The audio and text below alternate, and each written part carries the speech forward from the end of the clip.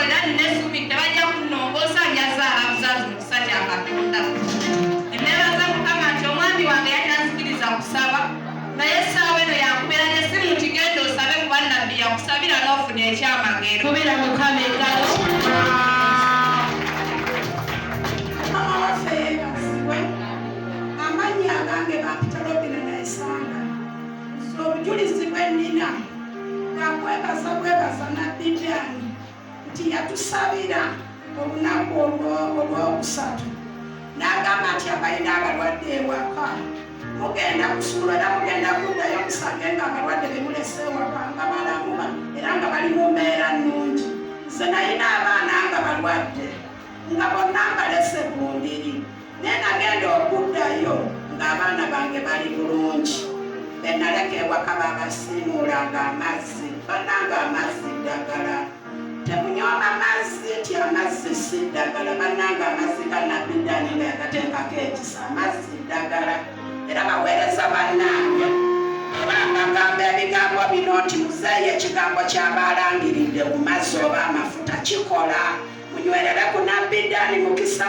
Nange musabira nti sirina kyakumuwa kuba mbeereddewo nnyo. Nze nali mpitibwa Mama Family naye kati ebizibu ewange bikendedde era manyi nti ebisigadde bigenda kuggwa. Kubira Mukama engalo. Okiriza Katonda.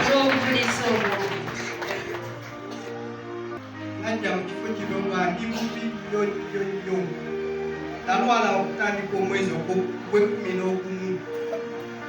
sitaani yayingira mu bulamu bwange. Naye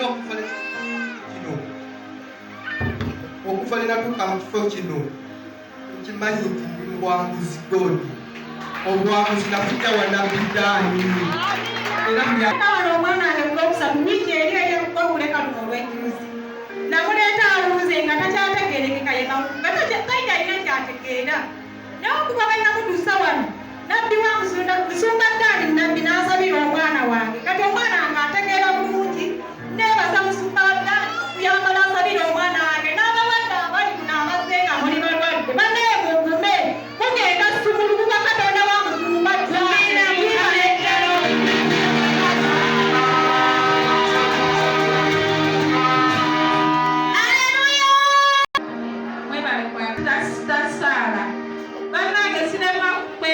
Katonda olw'obujulizi buno lwakuba obudde bugenze n'obuyitamu obufunzefunze. Amiina.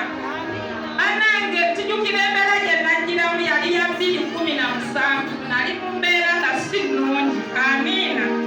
Mu butuufu kati essaawa zino kusanza Nabbi Dani ziyansabira Mukama Katonda yansumulula.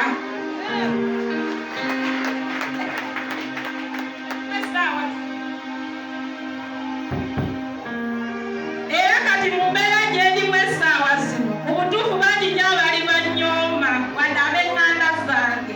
Naye kati buli omu aneegomba ku kisa kya Mukama ekya Amiina. Era ne